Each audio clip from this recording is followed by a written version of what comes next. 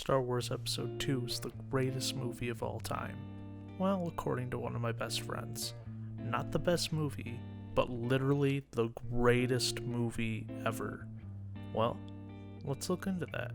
This is 100 Bad Videos.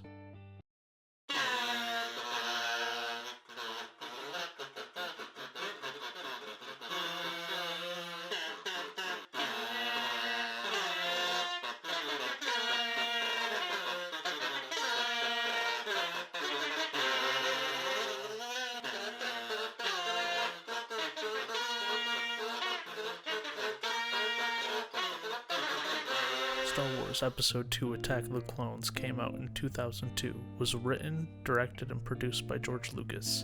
My man's went full Leslie Knope in this movie. This Academy Award nominated movie is groundbreaking, winning tons of awards, such as the 2002 Teen Choice Award winner Natalie Portman, and the 2011 Satellite Award for the Best DVD Special Features. The sheer amount of forethought in this movie and planning is exceptional. Everything is intentional, unlike other Star Wars movies. They fly now! They fly now! They fly now! Sweet home Alabama. I digress. One of my favorite things about this movie is Papa Sheev, Emperor Palps, the second greatest behind-the-scenes Sith in Star Wars history.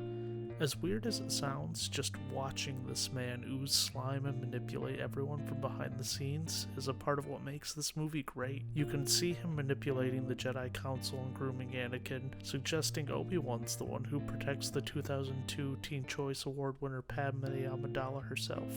As much as the politics of Episode 1 was easily the weakest part of the movie, it's a big strength of Episode 2. It's such a masterful move on Chancellor Stranger Danger's part to move his biggest opposition, Padme, out of the way, knowing he would have a much easier time manipulating Jar Jar to take her place in order for him to legalize the secret army he already had Dooku create. All the while putting Anakin in a compromising situation that would severely tempt him to break the promises he made to the Jedi Order. This put Anakin in a position to make him easier to manipulate in the long term so he could ultimately become Vader. Spoilers for Episode 3. You know what else is great about this movie? Kamino. Something I love about the Star Wars universe is the unique locations. We had Sand Planet, Ice Planet, Cloud Planet, City Planet, Jungle Moon, and now we have... Treasure Planet. Water Planet. Obi-Wan's hunt for whoever is trying to assassinate Padme leads him to the eternally reigning planet of Kamino. The Kaminoans are the perfect mix of creepy and mysterious, adding to the suspense element of the movie. Obi-Wan's hunt on Kamino comes to a head when he meets the coolest character in when he meets Jango Fett, which leads to one of the greatest Star Wars fights of all time. This is one of the only major battles in Star Wars that features a Jedi fighting a non-Force user, and I think the movie is better for it. It goes from a ground fight and transitions to a straight-up dogfight where Jango unleashes one of the deadliest powers Star Wars has ever seen. Dubstep.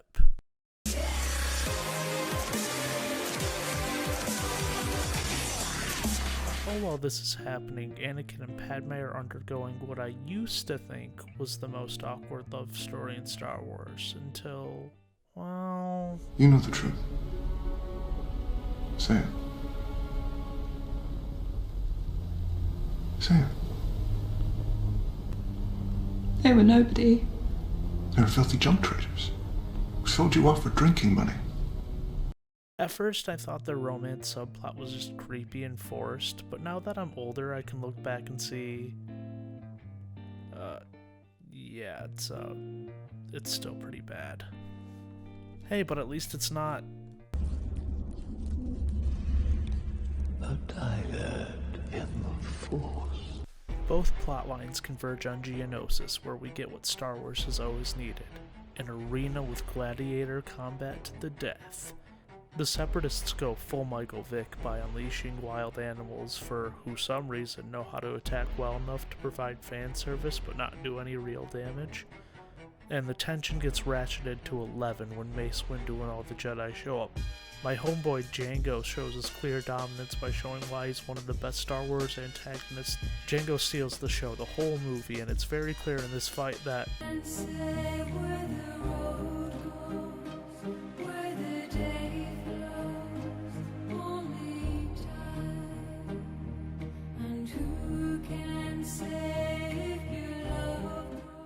let's just go to the end of the movie.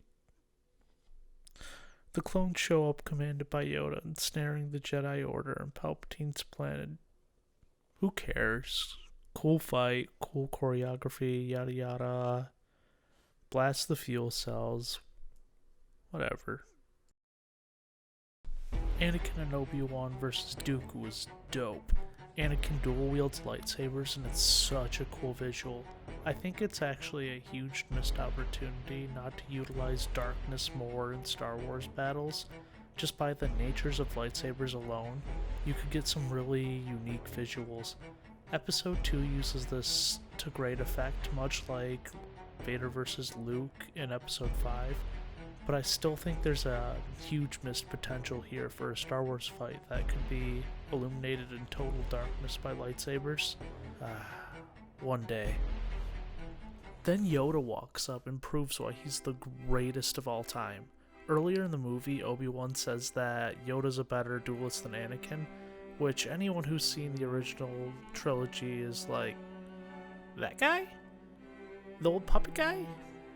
Has a cane. Barely moves. But apparently Yoda takes one heck of a Pilates class. Homeboy's flipping and twirling, easily showing Dooku that he's more than his match.